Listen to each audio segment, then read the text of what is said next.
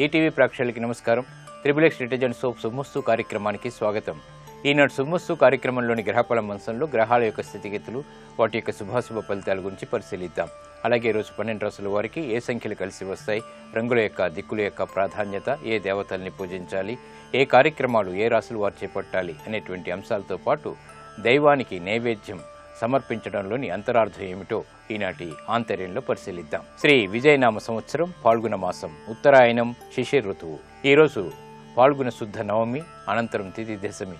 ఈ దశమి తిథిలో చేపట్టేటువంటి కార్యక్రమాలు ఉత్తమ ఫలితాలను కలిగిస్తాయి. అలాగే ఈరోజు వారం హిందూ వారం లేదా సోమవారం. ఈరోజు చేసేటువంటి ఏకాదశి పూర్వక రుద్రాభిషేకం చంద్రుడి ద్వారా ఏర్పడేటువంటి రుగ్మతల్ని తొలగిస్తుంది. ముఖ్యంగా మానసిక రుగ్మతలు తొలగిపోతాయి. ఇక ఈరోజు నక్షత్రం ఆరుద్ర నక్షత్రం. ఈ ఆరుద్ర నక్షత్రంలో ఈరోజు పుట్టేటువంటి వారికి ఏ పాదంలో పుట్టినప్పటికీ కూడా దోషం లేదు, శుభప్రదమైనది. ఈ ఆరుద్ర నక్షత్రంలో పుట్టేటువంటి వారికి రాహు యొక్క మహాదశతోటి ప్రారంభమవుతుంది. ఇక ఈరోజు 12 రాశుల వారికి ఏర్పడేటువంటి శుభాశుభ ఫలితాలను పరిశీలిద్దాం. ముందుగా మేషరాశి. ఈరోజు మేషరాశి వారిని పరిశీలించినట్టయితే ఉద్యోగ సంబంధిత వ్యవహారాల్లో విజయాలు సాధించగలుగుతారు. ప్రయాణాల ద్వారా ఆనందం లభిస్తుంది, శుభవార్తలు వింటారు. గౌరవపరమైనటువంటి కార్యక్రమ నిర్వహణ కొనసాగించగలుగుతారు. వృత్తి ఉద్యోగ సంబంధిత కార్యక్రమాల్లో ప్రశాంతత కొనసాగుతుంది. కీలక నిర్ణయాలు తీసుకోగలుగుతారు. బాధ్యతలు బాగా పెరుగుతాయి. ఆరోగ్యంలో ప్రతికూలత కొనసాగుతుంది. ఈ రోజు మీ అదృష్ట సంఖ్య 9. ఎరుపు వర్ణం ధైర్యాన్ని కలిగిస్తుంది. తూర్పు దిక్కు ప్రయాణాలు శుభకరం. అనుకూల దైవం ఆంజనేయ స్వామి.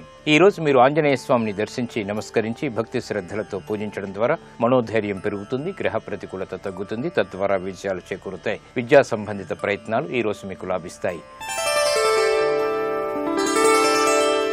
ఈ రోజు వృషభ రాశి వారిని పరిశీలించినట్టయితే ఆర్థిక వ్యవహారాలు బాగా కలిసి వస్తాయి. ఆకస్మిక విజయాలు చేకూరుతాయి. ఆశించినటువంటి ధనం చేతికి అందుతుంది.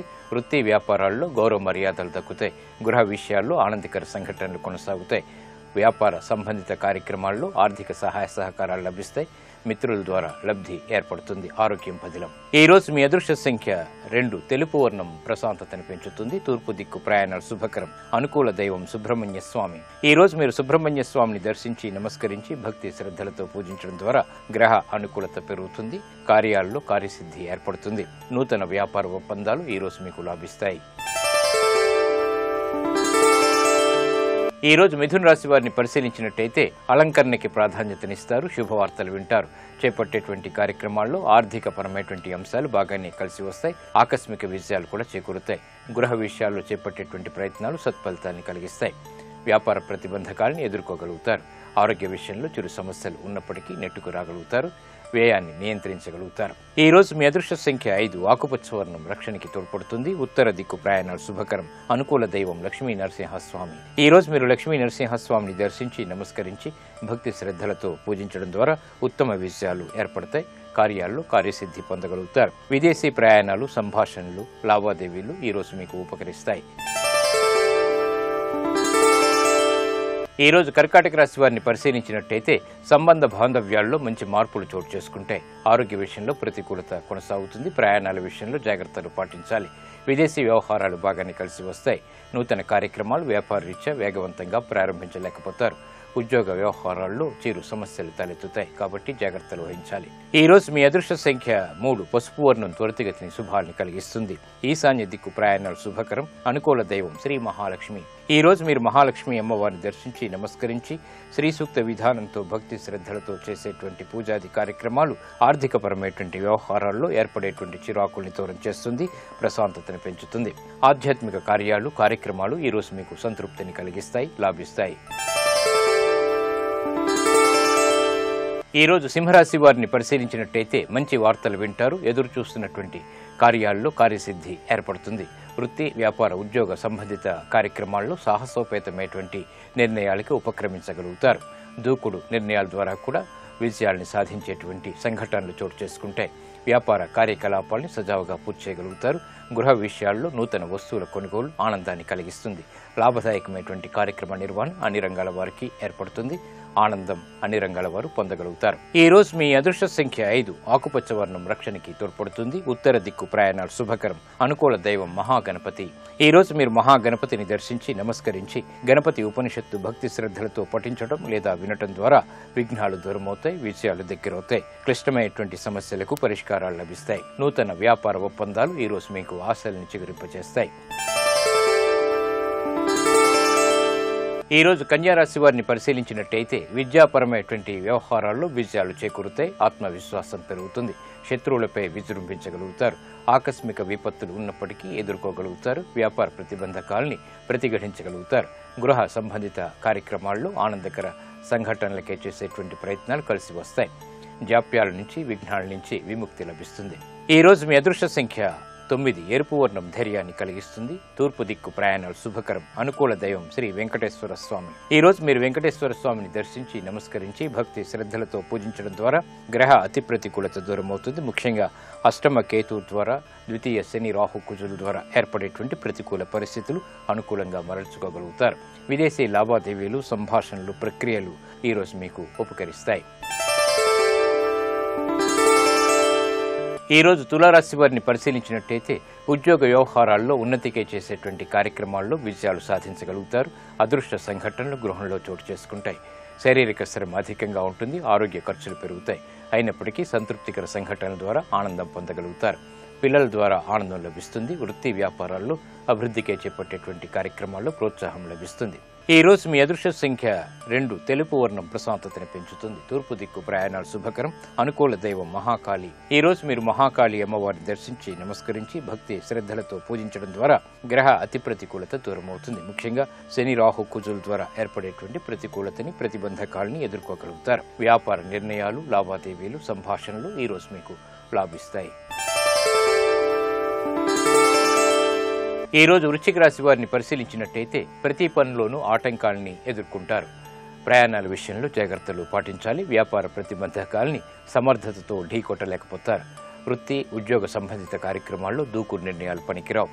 వ్యాపార నిమిత్తమే చేపట్టేటువంటి కార్యక్రమాల్లో ఆర్థిక నష్టాలు వెలుగులోకి రావడంతో అనిశ్చితి కొనసాగుతుంది. ఆరోగ్య విషయంలో కూడా జాగ్రత్తలు పాటించాలి.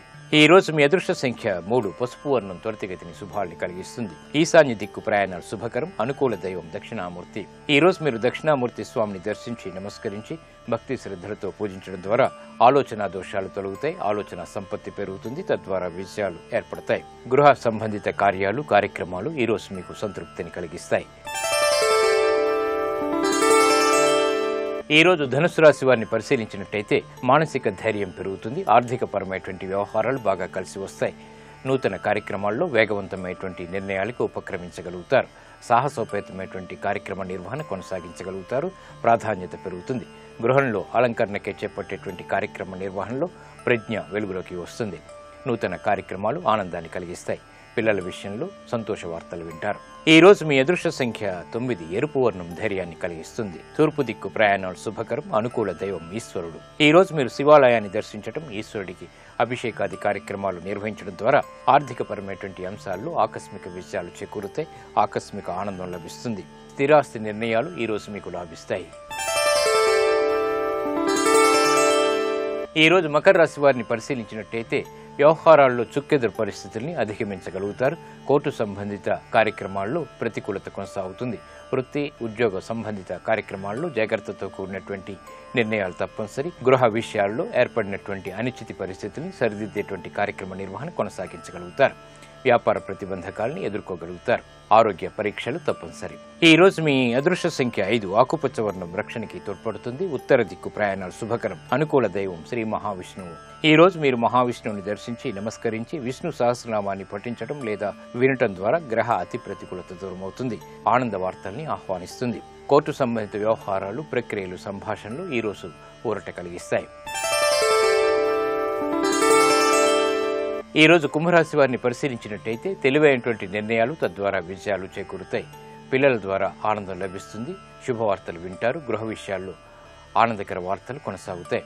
వృత్తి వ్యాపారాల్లో చేపట్టేటువంటి కార్యక్రమాల్లో ప్రోత్సాహం లభిస్తుంది. ఆత్మవిశ్వాసం పెరుగుతుంది.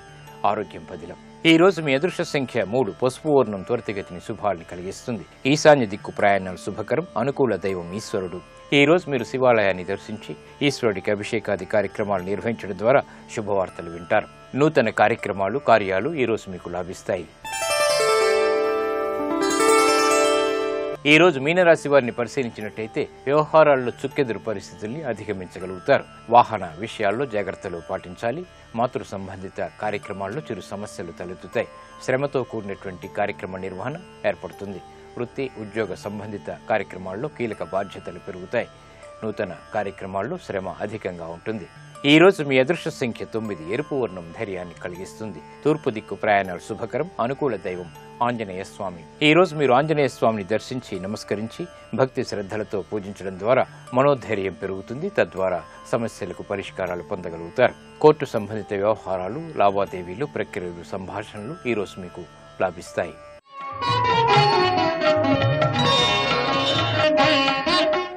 భగవంతుడికి చేసేటువంటి షోడశోపచారాల్లో నైవేద్యం ఒక ప్రత్యేక స్థానం కలిగి ఉంది.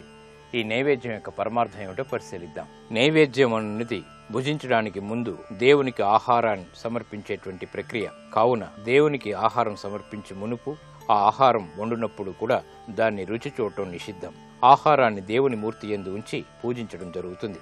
ఆపై దాన్ని పుణ్యఫలంగా ఆరగించవచ్చు. నైవేద్యం అనేటువంటి పదం సంస్కృతం నుంచి వచ్చింది. నైవేద్యం అంటే సరైనటువంటి అర్థము దేవునికి సమర్పణ అని.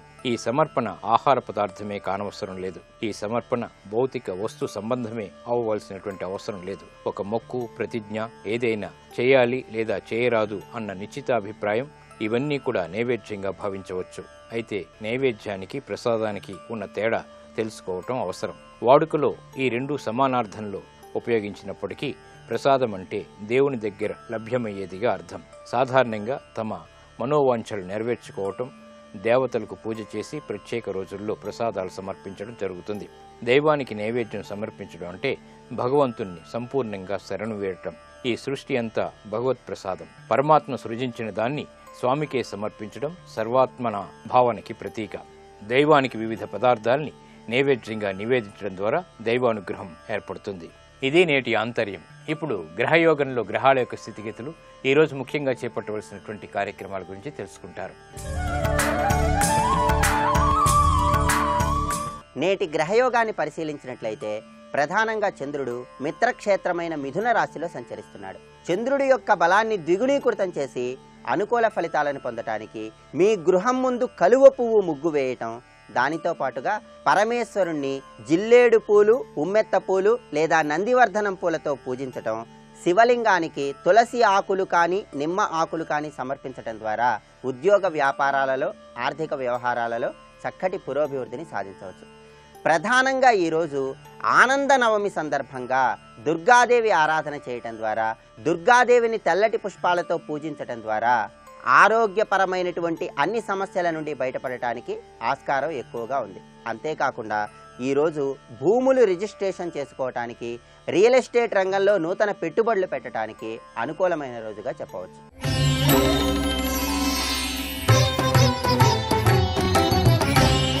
మీరు ఎన్ని ప్రయత్నాలు చేస్తున్నా స్థిరాస్తులు కొనుగోలు చేయలేక విఫలమవుతున్నటువంటి తరుణంలో స్థిరాస్తిని కొనుగోలు చేసుకోవటానికి దైవబలం రీత్యా ఏం చేయాలి? ప్రతి నెలలో వచ్చేటటువంటి శుద్ధ ఏకాదశి నాడు లక్ష్మీనారాయణుల ఆరాధన చేయటం ద్వారా లక్ష్మీనారాయణుల యొక్క చిత్రపటానికి తులసిమాలను అలంకరించటం ద్వారా లక్ష్మీనారాయణుల యొక్క అనుగ్రహాన్ని పొంది మీరు స్థిరాస్తిని కొనుగోలు చేయటానికి చేసే ప్రయత్నాలలో సఫలీకృతం కావటానికి, స్థిరాస్తిని త్వరగా కొనుగోలు చేయటానికి ఆస్కారం ఎంతగానో ఉంది.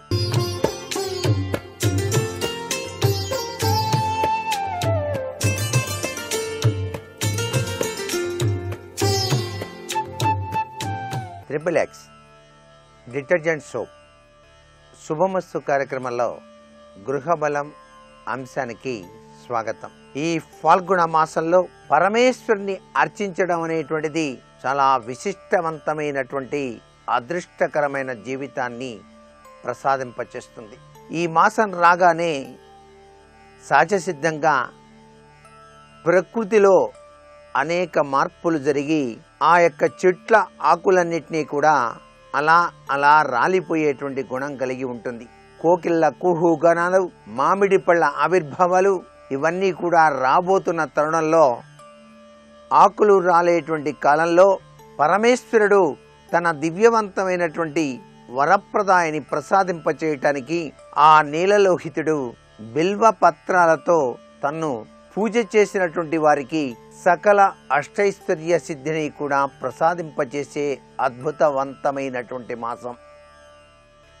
మనకి సంవత్సర కాలంలో ఉన్నటువంటి ఆ యొక్క ప్రభావాన్ని అంచనా వేసుకున్నట్లయితే విష్ణుమూర్తి, పరమశివుడు వీరిరువురు కూడా కాలాన్ని రెండుగా విభజించి మొదట విష్ణుమూర్తి, తర్వాత శివుడు పరిపాలన చేస్తూ ఆ జీవన శైలిలో మానవులు ఏ విధమైనటువంటి భగవత్ చింతనా తత్వంతో జీవితాన్ని గడపాలో నిర్దేశించారు.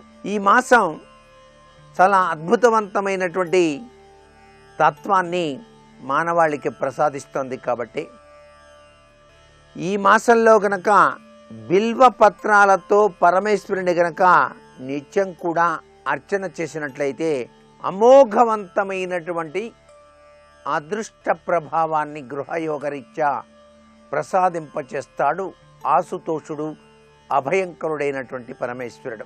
బిల్వ పత్ర తత్వరీత్యా గనక ఆలోచించినట్లయితే మీరు ఎవరైనా సరే మారేడు చెట్టు దగ్గరికి వెళ్ళి అభిముఖంగా నిలుచొని చేతులు జోడించి చక్కటి మంత్రాన్ని పఠిస్తూ ఆ బిల్వ పత్రాల్ని కోయాలి.